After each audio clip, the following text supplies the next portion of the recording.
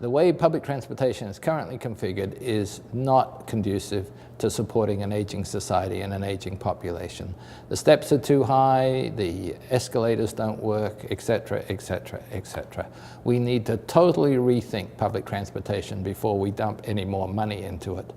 And so would I have put that money in public transportation? Only if public transportation went through a major rethink to make it more appropriate for an aging population. Population aging is inevitable for us individually, for the country as a whole. No amount of immigration can offset this aging. 10 million boomers every year getting a year older. We bring in 250,000 immigrants a year.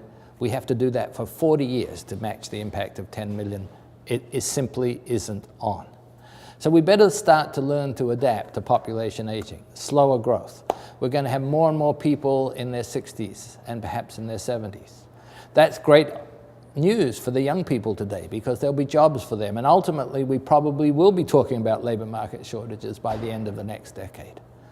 But along the way we need to worry about the downtrodden in our society because we know increasing income inequality is disastrous for our societies, and we need to have a mature and sensible discussion about solving deficits not only by cutting expenditures but also by raising taxes, particularly on the financial sector, because they got us into this mess.